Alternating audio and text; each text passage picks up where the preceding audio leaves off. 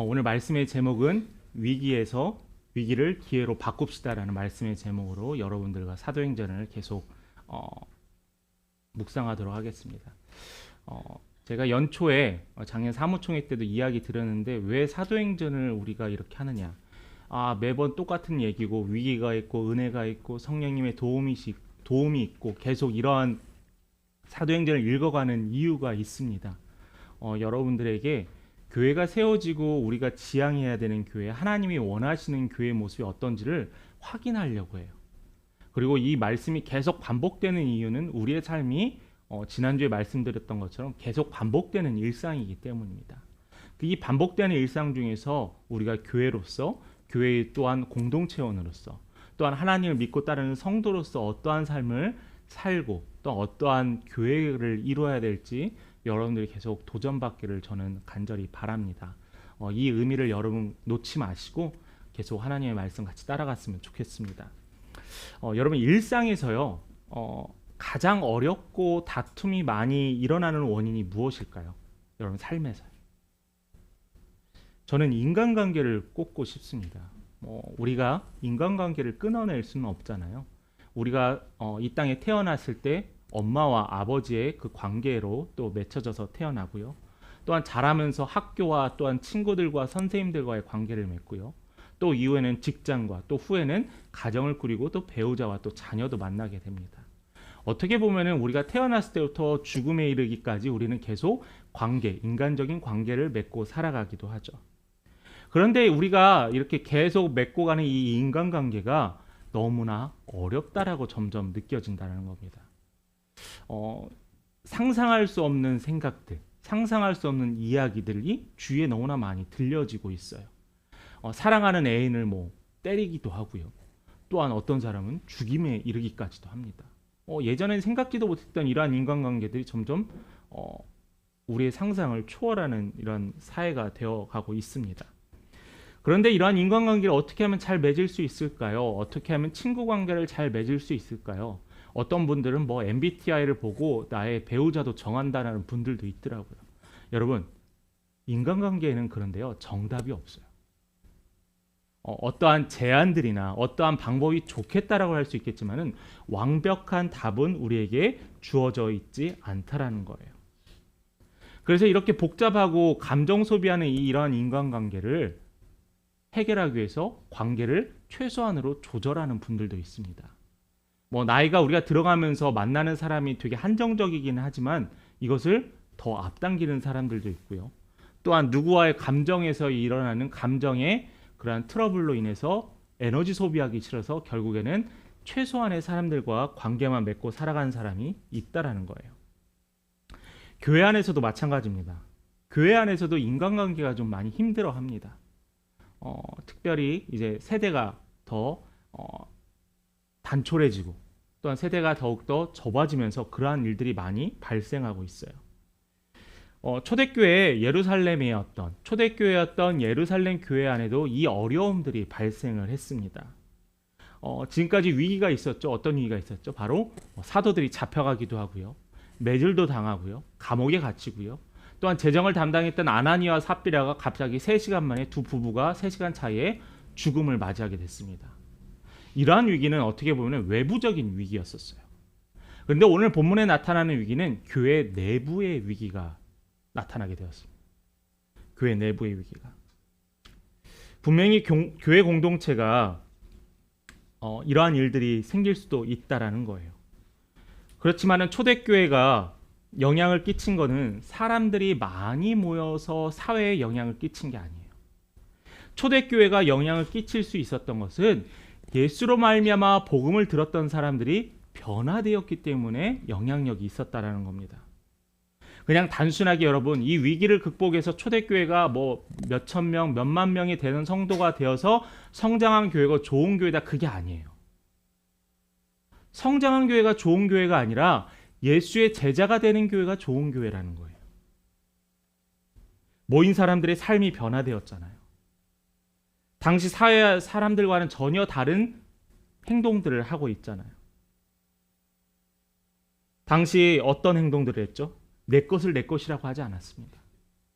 지금도 그러고 과거에도 그렇지만 내 것을 소중하고 지키기 위해서 발버둥을 쳤던 우리지만은 이 당시에 예수를 통하여서 제자가 됐던 사람들은 자신의 것을 아낌없이 주었어요.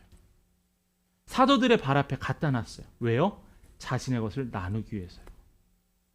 세상 사람들 도저히 이해할 수 없는 이러한 일들이 예수의 제자가 됨으로 말미암아 이러한 일들이 생기기 시작했다는 거예요. 이것만큼 놀라운 일들이 어디 있습니까? 그런데 이러한 좋은 영향력을 주었던 예루살렘 교회가 유대인들 사회에 아주 오랫동안 지속되었던 한 문제로 인해서 한 위기가 떠오르게 되었습니다.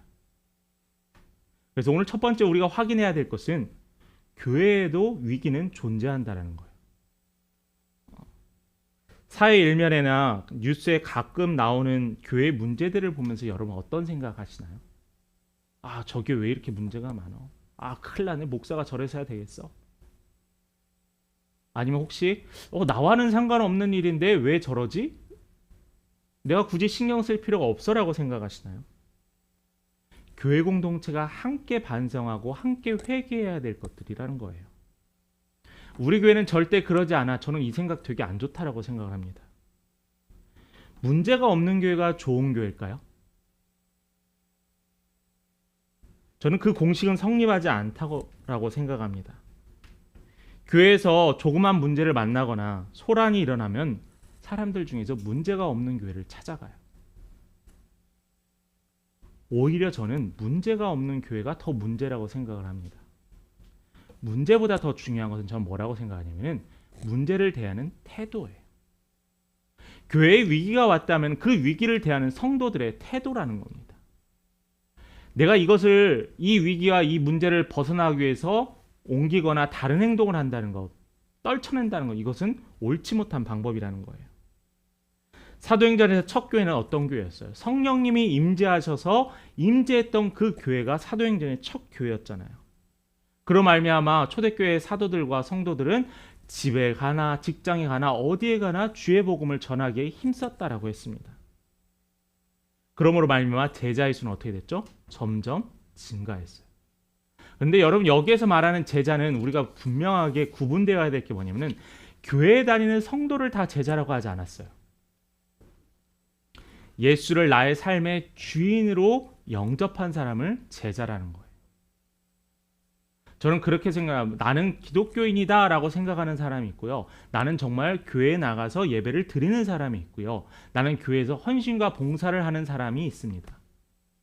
여기서 예수님이 말하는 제자는 예수님께 회개하고 세례받은 사람을 예수의 제자라고 했어요.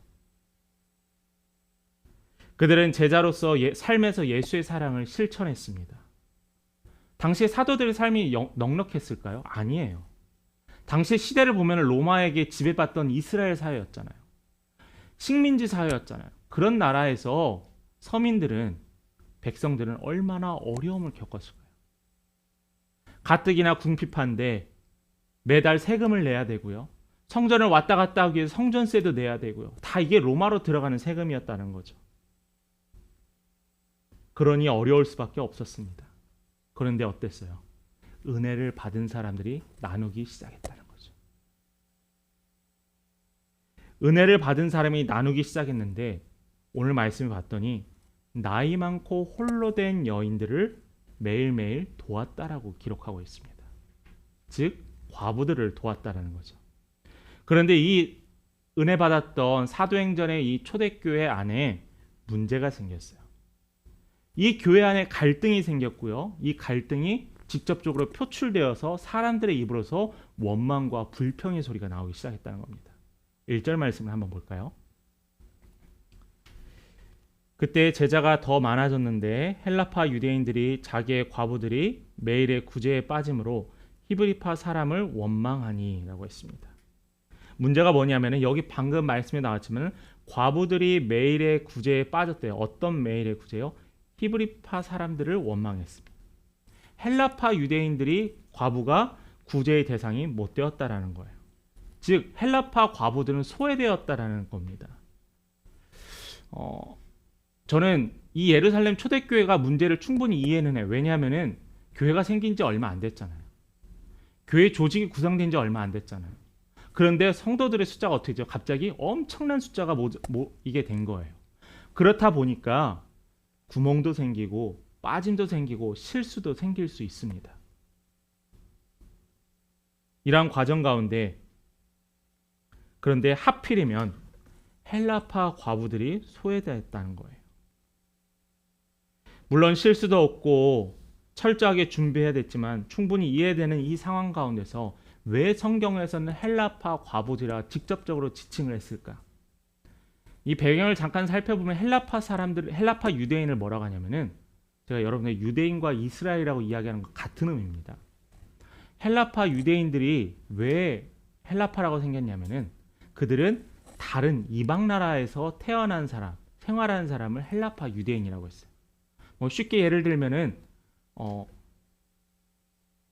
딸이나 아들이 미국에서 태어난 아이를 한국인 아이를 헬라파라고 그렇게 지칭을 했습니다. 근데 이스라엘 사회는 어떤 사회예요? 이스라엘 땅에서 태어난 이방인들을 배척하고 이방인들을 경시했던 나라가 바로 이 이스라엘이라는 나라인데 이 이스라엘에 살았고 태어났던 사람들을 히브리파 유대인이라고 하는데 이 히브리파 유대인들이 헬라파 유대인들을 멸시하거나 무시하는 문화가 다분했었어요. 근데 그러한 문화가 교회 안에도 존재했다라는 겁니다. 그러니까 헬라파 유대인들은 가뜩이나 구박받고 멸시받고 소외받는 것 같은데 왜 우리 이 여인들만 구제해주지 않느냐에 대해서 문제를 제기하기 시작했다는 거죠.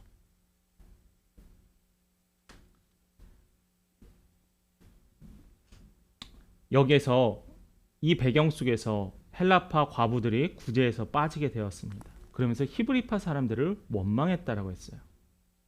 왜냐하면 이 히브리파 사람들은 바로 예수의 12명의 제자, 즉 사도가 포함되었기 때문입니다.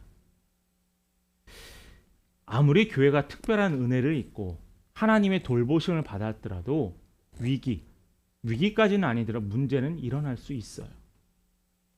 여러분들 가정에서 하나님의 말씀이 늘 넘치고 또한 찬양과 감사가 넘치더라도 여러분들의 가정 안에 문제도 있을 수 있어요.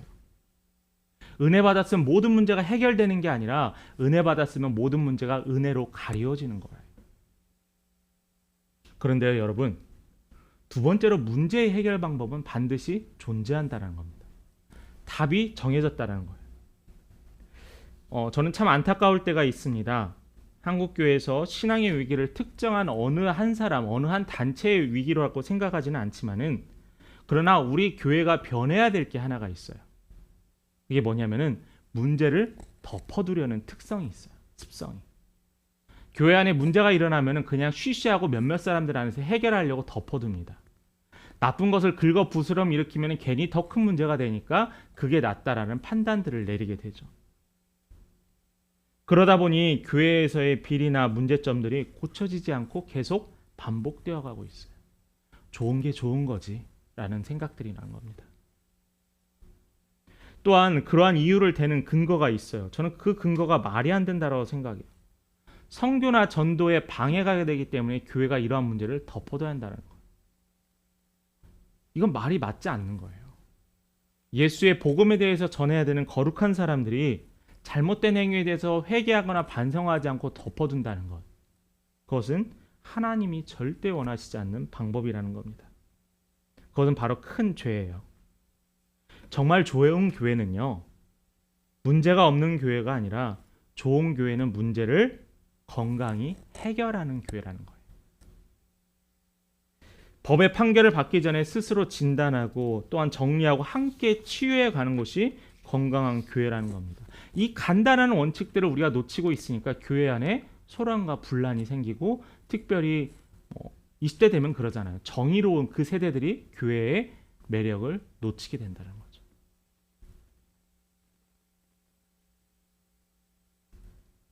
그런데 우리 초대교회였던 이 예루살렘 교회는 우리가 현재 저지르고 있는 그러한 잘못된 행위를 하지 않았어요. 구제가 문제가 있다고 해서 구제를 중단하거나요. 헬라파 유대인들을 나누지 않았던 헬라파 그들에게 경고를 주거나 더 주지 않았어요. 그 문제의 본질을 찾아가기 시작했다는 겁니다. 함께 논의했어요. 사람들의 의견을 듣기 시작했어요.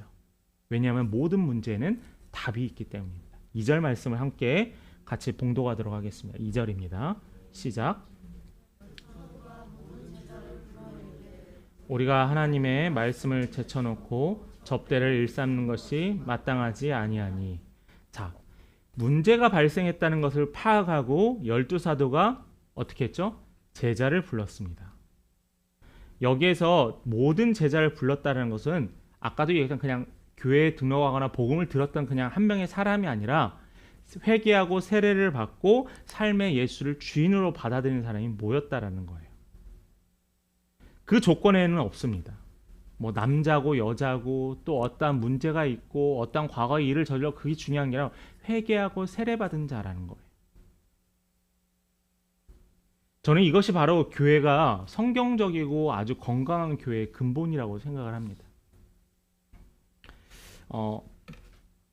모든 제자들을 부른 사도들은 자신들에게 나타난 문제점을 솔직히 이야기해요.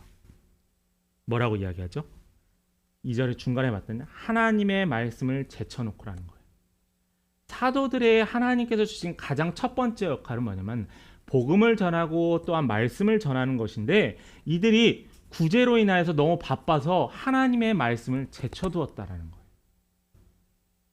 소 읽고 외양간 고치듯이 이들이 실수를 저질렀다는 것을 많은 사람들 앞에 인정을 합니다.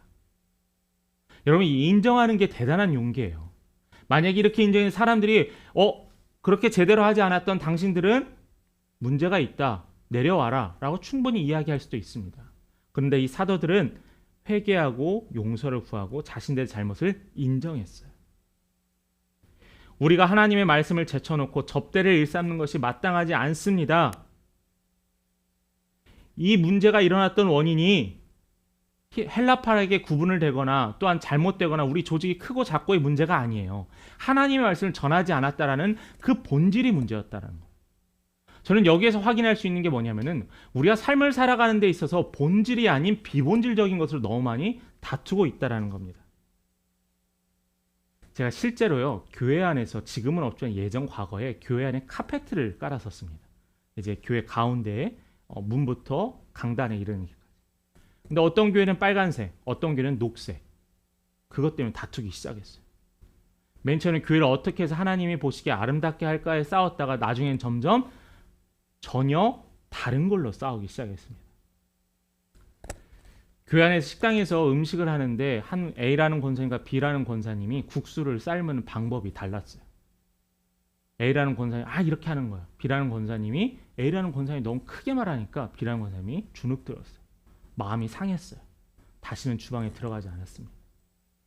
왜 우리가 주방에 섬겼죠? 함께 예배드리고 공동의 식사를 나누기 위해서 섬기는 거잖아요. 결국에는 감정이 상해서 떨어져 나갔다라는 거예요. 여러분, 교회만 일어나요? 부부싸움도 마찬가지예요.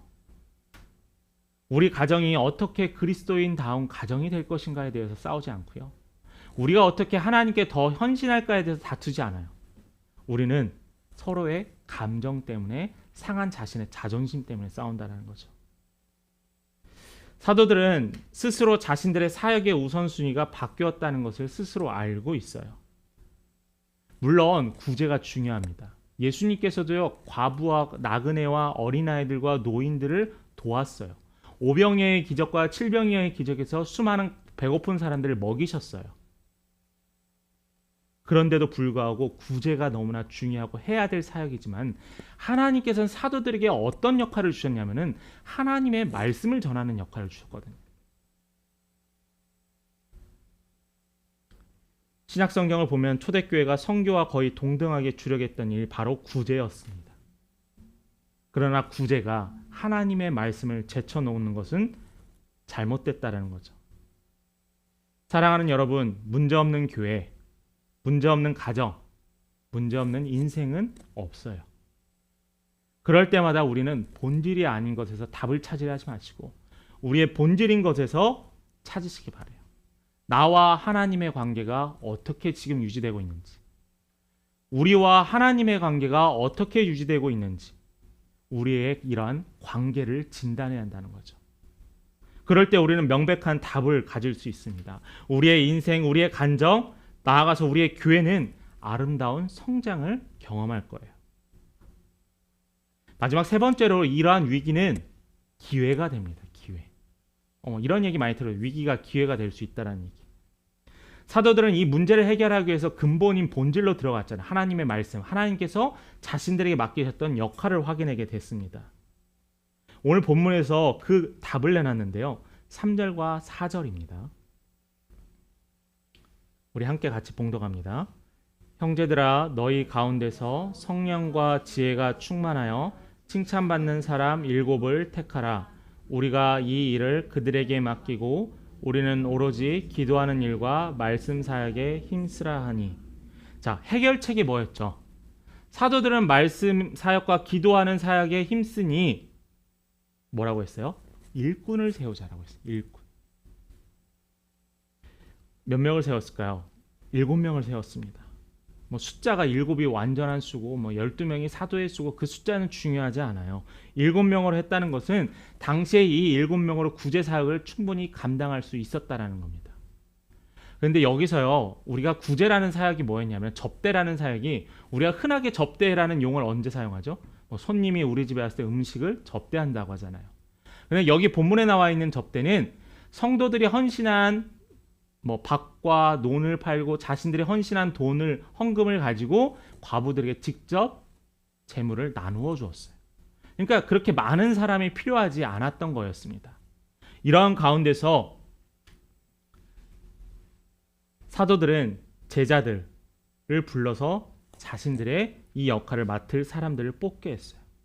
그래서 처음으로 여기에서 사도 외에 집사, 후에 집사가 되는 이 7명을 뽑게 되는 계기가 되었습니다. 지금까지는 성령이 임재했던 마가의 다락방부터 시작했을 때 모든 것을 사도들이 중심적으로 이끌어가고 집행했다면 이제는 새로운 파트에 새로운 사람들을 임명하게 되었습니다. 이들을 세운 이유는 그들을 더 높게 하려는 게 아니에요. 이들을 세웠던 이유는 함께 사역을 감당하기 위해서입니다. 누가 더 높은지, 누가 더 낮은지를 판단하는 자리가 아니었어요. 사도들은 위에 있고 7 집사는 그 아래에 있고 그 아래는 제자들이 있고 그 아래는 성도들이 있는 그런 게 아니에요. 계급이 아니라는 겁니다. 우리 교회 안에도 목사가 있고 장로가 있고 권사가 있고 집사가 있고 성도가 있고 어린아이가 있듯이 이것은 계급이 아니에요. 이것은 역할이고 섬김의 분량이라는 거죠. 목사로서 해야 될 일, 집사로서 해야 될 일, 성도로서 해야 될 일, 이러한 역할을 누가 주셨냐면은 하나님께서 허락하셨다는 겁니다. 제자들은 사도들이 제안한 이에 대해서 기뻐하면서 제시된 기준에 대해서 7명을 선출합니다.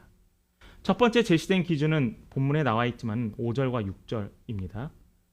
5절과 6절에 보면은 7명을 선출을 했잖아요. 그들의 기준이 뭐였냐면은 영적으로 성숙하고 사람들로부터 칭찬받고 신뢰를 얻은 사람들을 뽑았습니다. 이것은 더 설명하지 않겠습니다. 근데 왜냐하면은 당연히 우리가 잘 알고 있는 이야기 때문에. 근데 제가 5절과 6절에 나타난 특이한 점을 여러분들과 조금 더 깊게 한번 나눠보려고 해요. 그것이 무엇이냐면은 여기에 등장하는 사람들의 이름이 헬라식 이름이라는 거예요. 그러니까 헬라파 유대인들이라는 겁니다. 이 헬라파 사람들로만 집사들을 뽑았다라는 거예요. 목사님 이게 어떤 의미가 있을까요? 중요한 의미가 있어요. 당시 유대 사회에서는 헬라파 사람들을 멸시하거나 무시하거나 사역에 초청하지 않았는데 히브리파 사람들이 지금까지 누렸던 자신의 모든 권리를 헬라파 사람들에게 양보했다라는 거예요. 어떻게 가능할까요? 내 것은 조금이라도 손해보면 안 된다라는 생각들을 갖고 살아가는 우리의 삶에서 자신의 이익을 자신이 취할 수 있는 것들을 양보하는 것, 쉽게 할 수 없는 거라는 겁니다. 히브리파 유대인들에게는 억울할 수도 있어요. 교회에서 본질을 잊지 않기 위해 말씀에 집중하고 교회 공동체가 하나됨이 필요했는데 그게 바로 뭐였냐면은 양보였습니다. 여러분 혹시 양보 잘 하세요? 양보에서도 그게 있죠. 내가 이 정도까지는 양보할 수 있어들 합니다.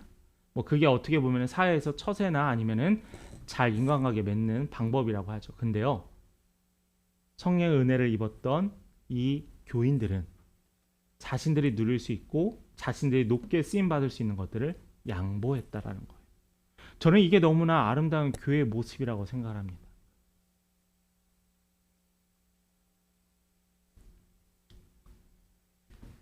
다르다고 배척하거나 밀어내는 것이 아니라 양보하는 것.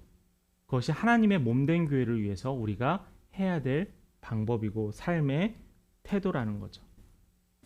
우리 안에도 세대 간의 차이가 있습니다. 얼마 전에 제가 저희 아이들과 요즘 신조어에 대해서 같이 서로 주고받고 게임을 했는데 하나도 못 알아듣겠더라고요. 세대 간의 언어가 단절됐어요. 물론 제가 말하는 한자 단어도 아이들이 모릅니다. 요즘 아이들. 교회 안에도 이런 일들이 있잖아요. 세대 간의 단절도 있고요. 제가 많이 경험했던 건 뭐냐면 찬양이었어요. 주일날 찬양 예배 인도를 하는데 우리 연세 있으신 우리 성도님들이 목사님 하나도 모르는 찬양이에요. 너무 느려서 제가 빨라서 못 따라가겠어요. 또 그런 반대로 젊은 세대들 목사님 젊으신데 왜 이렇게 찬양은 오래된 것만 하세요? 찬양 간의 세대 차이가 일어납니다. 모임에서 나눌 때도 관심이 달라요. 관심이 너무나 세분화되어 있어요. 그렇다니까 목회자로서 어떠한 하나의 모임으로 만들기가 너무나 힘들기도 합니다. 그러던 것 때문에 불편을 느끼고 모임을 갖고 싶어 하지 않을 수도 있어요. 히브리파 유대인들은 교회를 향한 하나님의 명령을 따르기 위해서 자신들이 누릴 수 있는 것을 양보했다는 겁니다. 놀랍지 않습니까? 이게 바로 교회예요.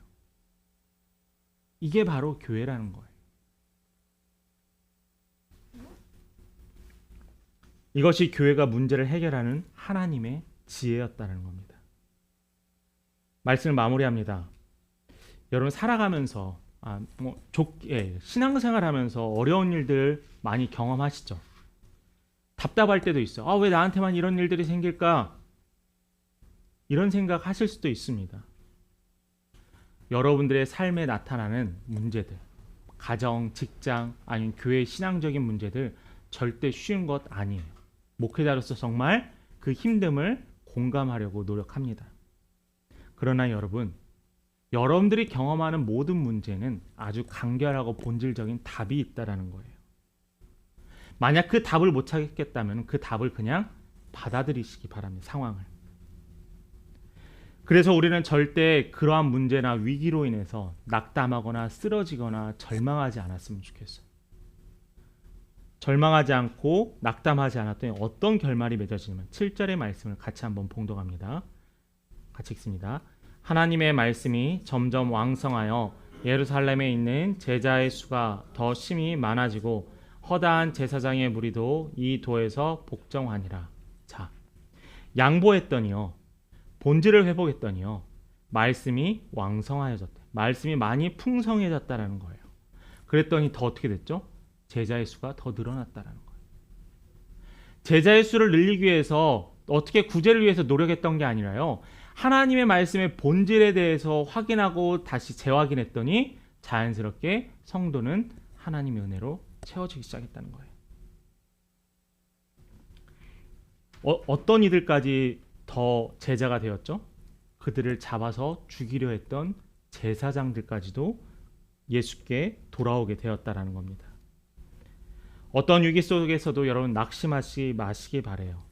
교회의 본질인 여러분 삶의 신앙인의 본질인 예배와 말씀을 절대 내려놓지 마시기 바랍니다. 이 본질을 회복함으로 여러분들의 삶에 위기에서 기회로 바꾸시는 하나님의 전화위복의 하나님을 매일매일 경험하시고 고백하시기를 간절히 축원합니다.